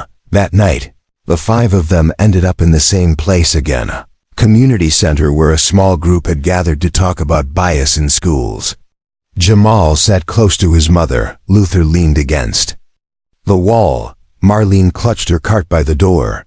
Anya typed notes on her laptop. Rex sprawled at her feet. The room wasn't glamorous. Fluorescent lights flickered. The radiator clanked. But here, nobody told them to leave. Nobody doubted their right to sit in those chairs. A woman leading the meeting asked, "What do we want to build from this?" The question hung in the air. For once, silence wasn't heavy, it was possibility. Jamal spoke first. "I just want them to believe me." Marlene's voice followed, quiet but steady. "I want bread without begging." Luther cleared his throat. "I want to matter still." Anya glanced at Rex, then back to the group. "I want to prove that systems can change. If we don't push them, they won't." Rex thumped his tail, as if adding his own answer. The woman nodded. "Then maybe that's the start." When they left the center, the city air felt different, not softer, but less alone. The streets still glared, but for once they walked together. The soldier, the seamstress, the boy, the coder, and the dog. People stared, some with curiosity, some with disdain. But the group kept moving, side by side, like a line that couldn't be erased. For the first time, each of them felt the faintest crack of hope.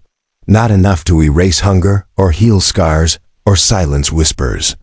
But enough to remind them they weren't fighting alone anymore. And in a city built on looks, that was already a revolution. The room at the community center still smelled faintly of bleach, the kind of sharp tang that clung to public spaces. The fluorescent lights buzzed overhead, one of them flickering every few seconds. The radiator banged like it had been trying to give up for years, but couldn't.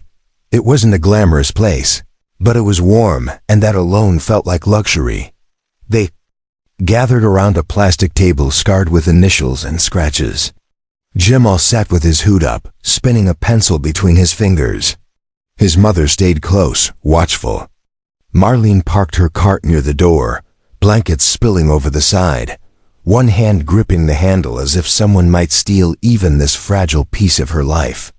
Luther leaned back in his chair, arms crossed, his eyes scanning the room like he was still on patrol. Anya set her laptop down but didn't open it. Rex stretched out at her feet, head resting on his paws, eyes moving from one person to the next, as if he already understood who belonged here. At first, no one spoke. The silence had weight, pressing down, each of them carrying their own history, their own scars. Finally, the woman who'd organized the meeting cleared her throat. "This is an open space," she said. "No agenda, just voices. Say what you want. Or don't. Sometimes just sitting together is enough." For a long moment, it seemed like nobody would take her up on it. Then Luther's voice broke the quiet. Low, rough, like it hadn't been used in a while. "I served," he said simply. "Army, a long time ago." His eyes fixed on the table, tracing the scratches. "Came back different, couldn't sleep, couldn't hold a job. They call it PTSD now. Back then it was just weakness." He paused, jaw working. "Lost my apartment. Lost the rest after that." Nobody interrupted. Jamal stopped spinning. His pencil. Marlene looked at him, her own hand loosening slightly on the cart. "I carry this photo," Luther added, pulling a worn picture from his jacket pocket. He set it in the middle of the table, two young men in uniform, arms slung around each other, grinning. "He didn't come back. Sometimes I think neither did I." The photo lay there, the edges curled, the image blurred with age. Marlene's voice came next, quiet but steady. "I used to sew. Dresses mostly. Worked in a factory until they shut it down. Rent went up, job was gone, and..." She gestured at the cart by the door. "Now this is what I have. Fabric scraps and wheels," her lips pressed together. "I had a daughter once, she doesn't talk to me anymore. Says I'm not the woman she remembers."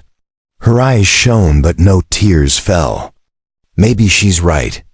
The table felt smaller now, as if their stories crowded closer. Jamal shifted in his chair, his voice barely above a whisper. "They say I cheat. Teachers, kids. Doesn't matter what I do. If I get it right, it must be wrong. If I speak, I'm loud. If I'm quiet, I'm suspicious." His hands twisted in his lap. I want them to believe me." His mother rubbed his shoulder, but it was the boy's eyes that held the room angry. "Tired, too old for 12. Anya exhaled softly. "I know that look," she said. "I've seen it in the mirror."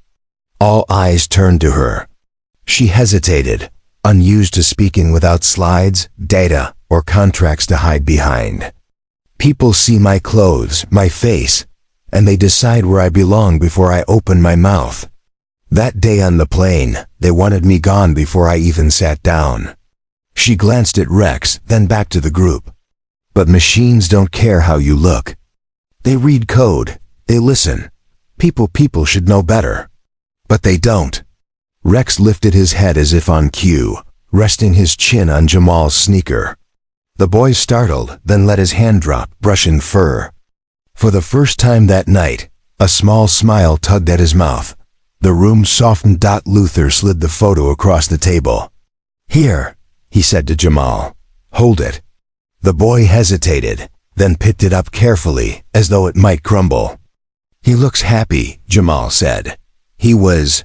Luther murmured. Marlene reached into her cart and pulled out a scarf, frayed at the edges but neatly folded. She handed it to Anya. "For your laptop. Table's uneven. Don't want it to slide." Anya blinked, surprised, then laid the scarf under the computer.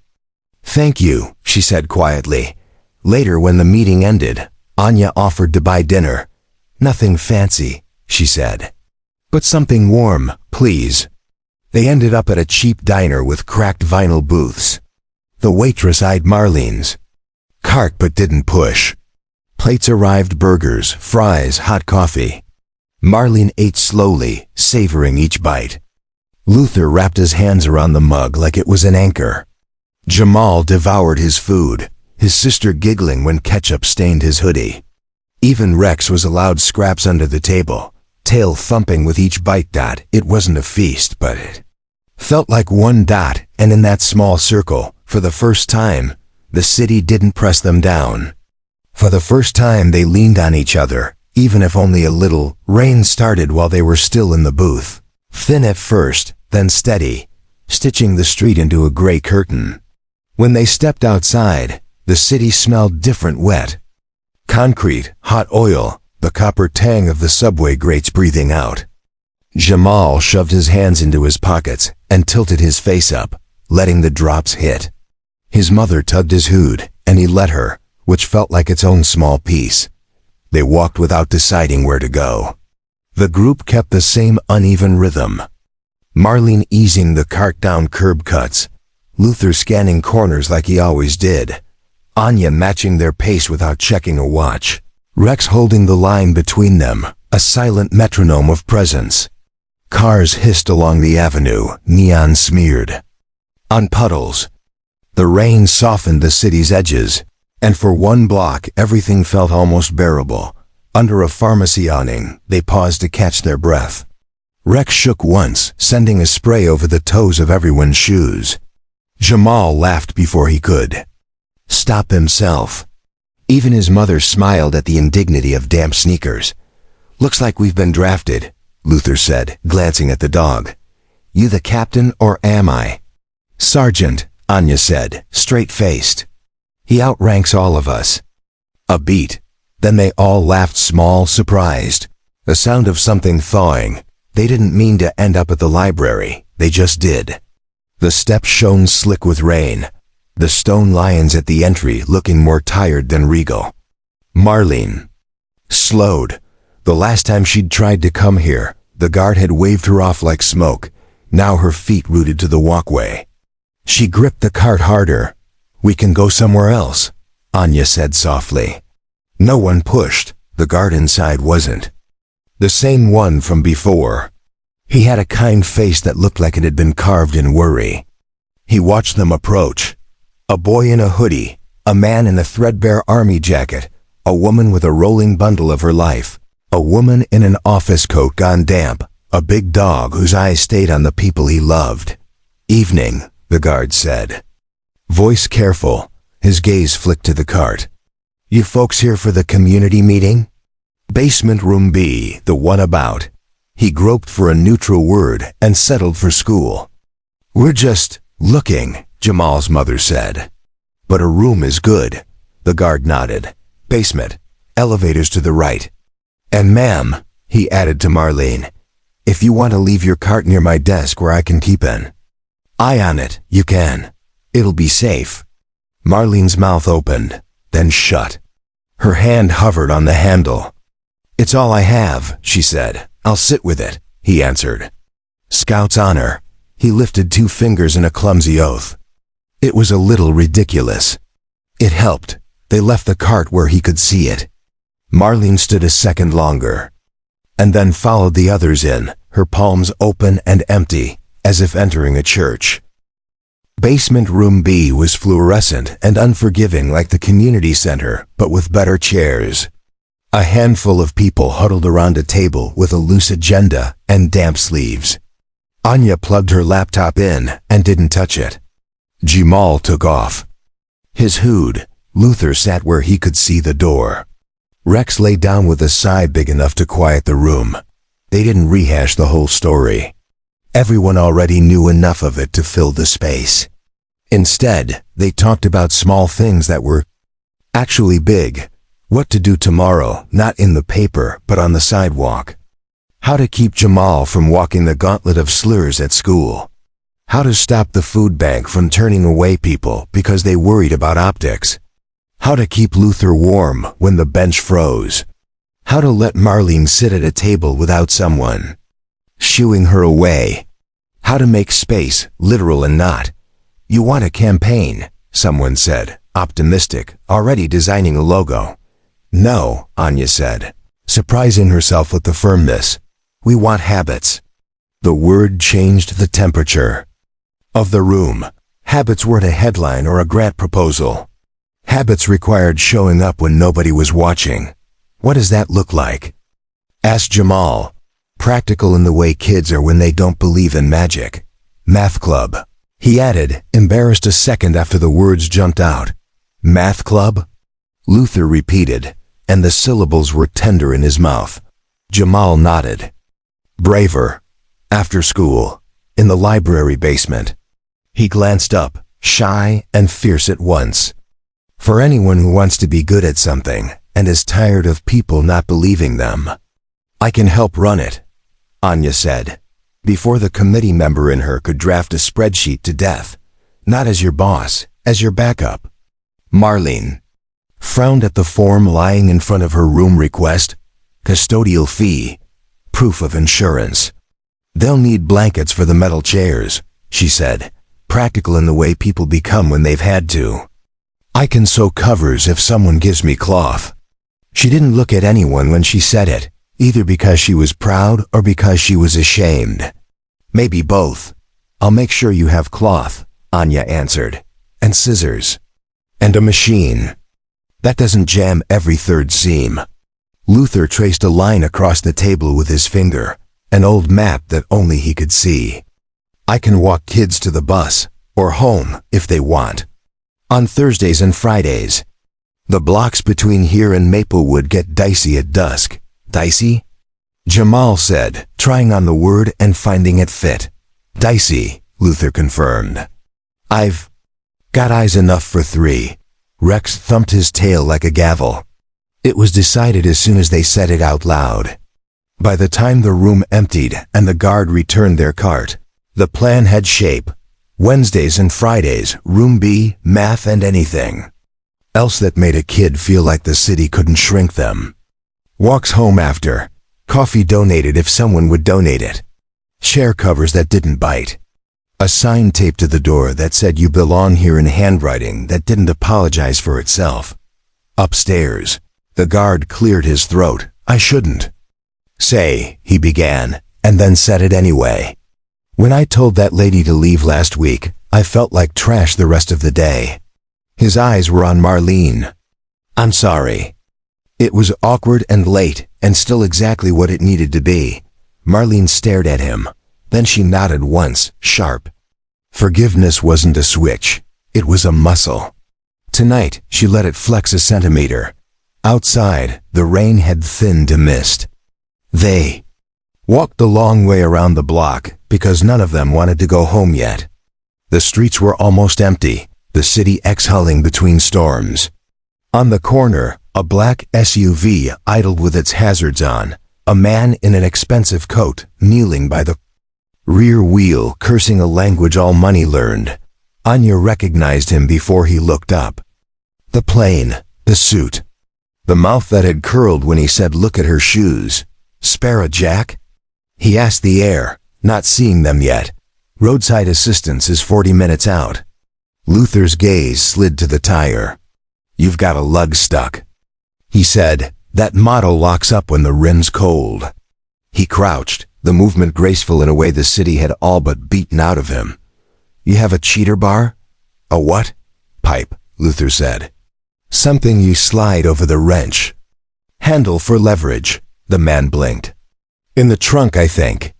They worked in silence, the kind of quiet that's more efficient than any conversation. Jamal held the flashlight with surgeon's focus. Anya steadied the jack. Marlene tugged her scarf loose and wiped grit from her hands like a nurse prepping. A room. Rex sat sentinel, watching the street. When the lug finally gave with a groan, the man rocked back on his heels. Huh, he said, as if physics had personally come to shake his hand. He stood and looked at them properly. Recognition hit his face. Then the uncomfortable shuffle of a man rearranging his certainty. You're the woman from the plane, he said to Anya, and the kid from the news. And his eyes faltered on Marlene's cart, then on Luther's jacket, then on Rex. He cleared his throat. Thank you, he said, to the group, not the stereotype.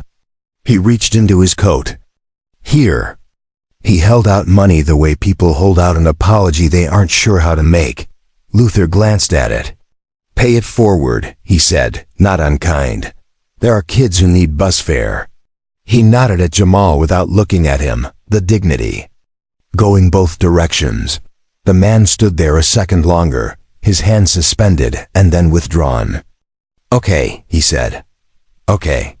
He sounded like he was learning a new alphabet. They left him tightening the lug with too much force, his coat getting wet, his certainties loosening. A block later, Jamal said, not bragging, "I held the light." "Right, you did," Luther said. He didn't say good job like a teacher. He said it like someone who recognized a skill and wanted to place it where it would shine. By the time they reached the train, the rain had stopped. The city steamed, streetlights haloed in vapor. They stood in a loose cluster near the turnstiles, not wanting to say goodnight first. "Wednesday," Anya said. "Room B." "Wednesday," Jamal echoed. His mother squeezed his hand, and he let her, then let go on his own. Choice mattered. Marlene adjusted the blankets in her cart, smoothing the edges like a tablecloth. "I'll bring the first covers," she said. "Turquoise, if I can find it. Kids like color." "Turquoise," Jamal repeated, testing the syllables. Like a math word he'd keep. Luther looked at the stairs down to the platform, then at the street where the bus would come. "I can walk the long way," he said to nobody in particular. "Just in case." Rex pressed his shoulder into Anya's knee. She scratched behind his ear and felt the day's static drain, replaced by something steadier than anger. "You." "No," she said. "In training they teach dogs to target, to touch the handler's palm with their nose so they know where to go.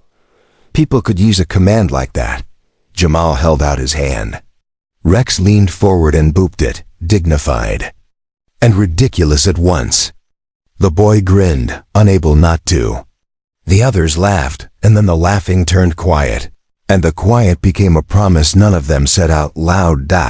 They drifted apart by ones and twos, peeled off toward buses and subways and blocks that still had to be crossed. The night didn't tilt easier. Nothing structural had shifted. But they had, on the train platform. Jamal watched the tunnel breathe hot wind and thought about numbers that wouldn't obey anyone's prejudice. On the sidewalk, Marlene counted the stitches she'd need for 8 chair covers and imagined hands choosing their favorite color. At the corner, Luther looked down the dark stretch of avenue and mapped, out of habit, the safest way for a kid to get home. Under a street lamp, Anya opened her phone and typed 3 messages she'd been afraid to send to the cafe owner who'd slipped Luther a coffee, to the guard who'd watched Marlene's cart, to a superintendent who still hadn't returned. Her call, none of them said fix this. All of them said I'll be here Wednesday. Rex trotted beside her, ears working the night, the weight of him a comfort she hadn't known she needed. If a dog who'd been shelved as obsolete could find a new job, maybe people could too. Maybe belonging wasn't a door someone else opened.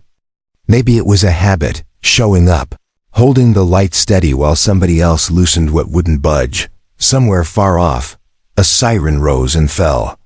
Somewhere closer, laughter bounced off the face of a building and broke into pieces. The city would still be the city in the morning, loud, restless, unkind.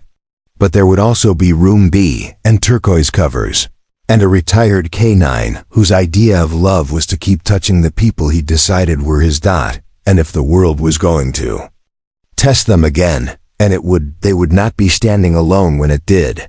For a week, Room B felt like a miracle. Kids crowded the basement with their notebooks. Jamal finally worked without someone breathing down his neck, and Marlene's bright chair covers made the gray room feel almost alive. Luther walked the kids to the bus like it was his new patrol. Steady and protective. Anya had stopped checking her watch during meetings. She wanted to be here.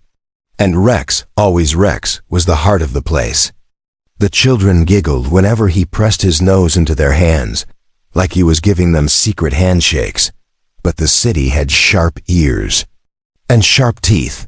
One morning, headlines hit like a punch. Maplewood Community Center breeding ground for trouble.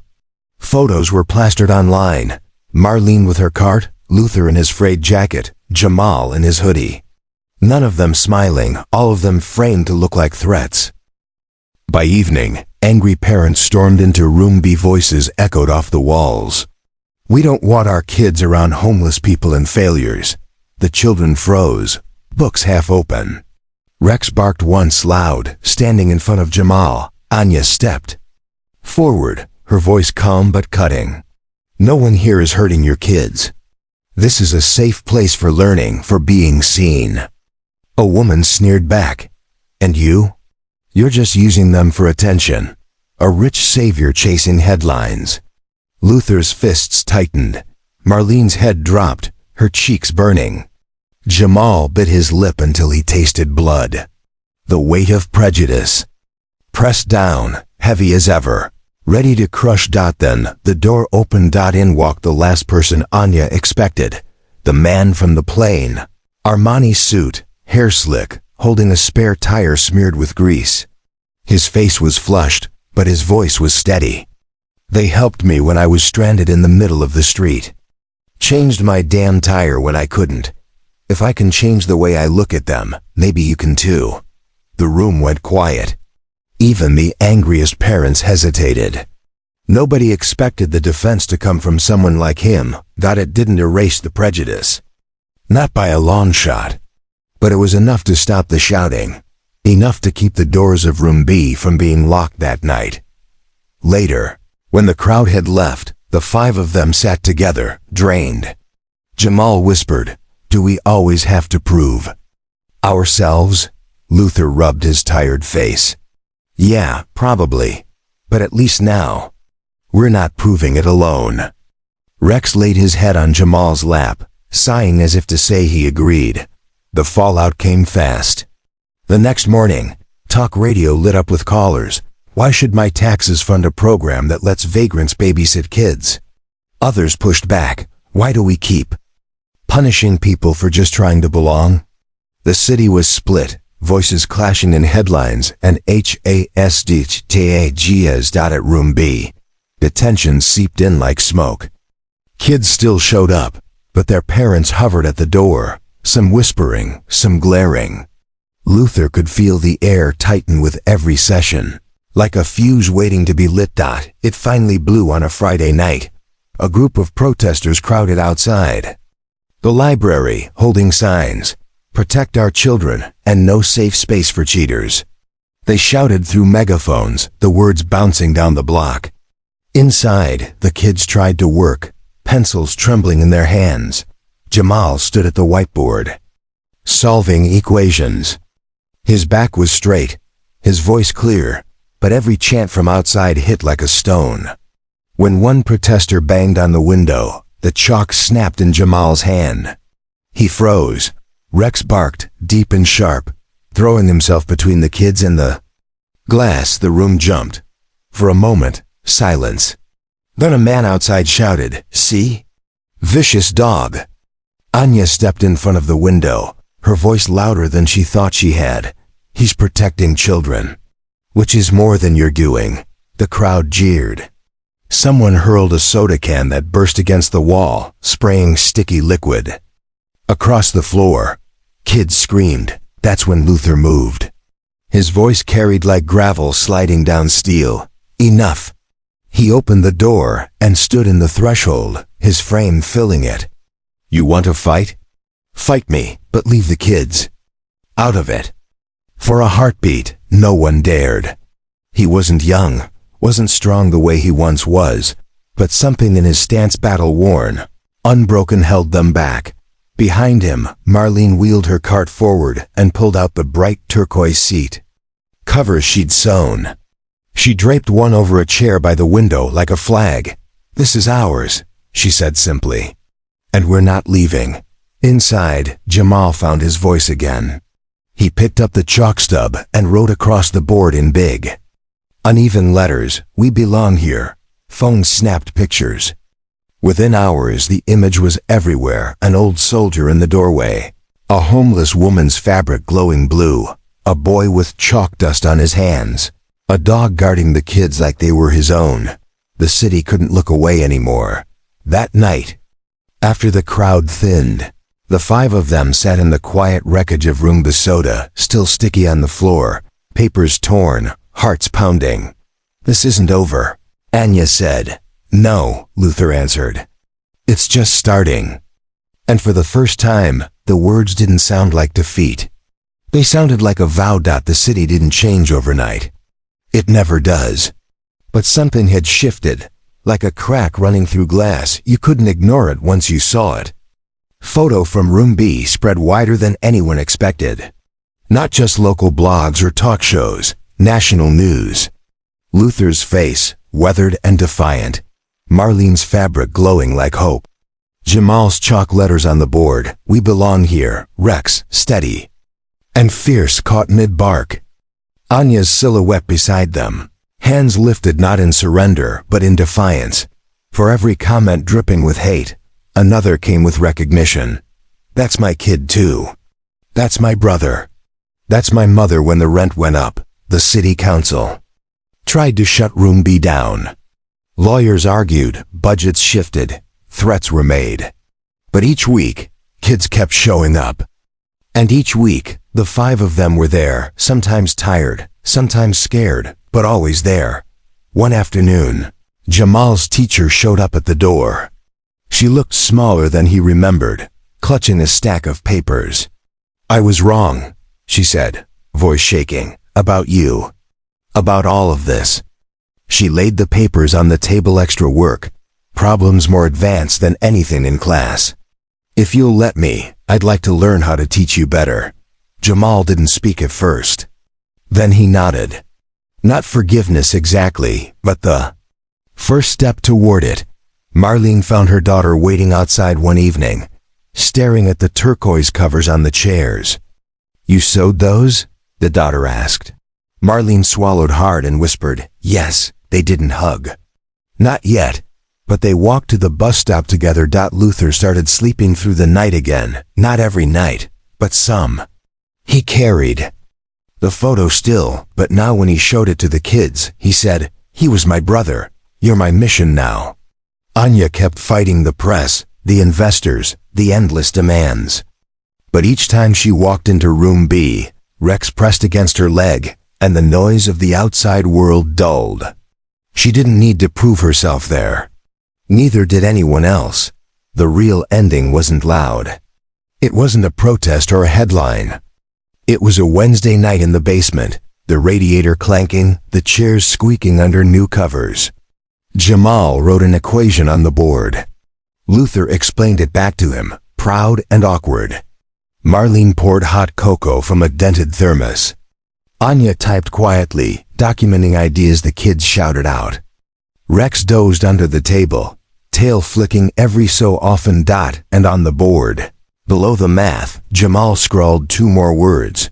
"Still here." No one erased them. Because that was the point. The victory, the only message that mattered. They were still here, together, and they weren't going anywhere.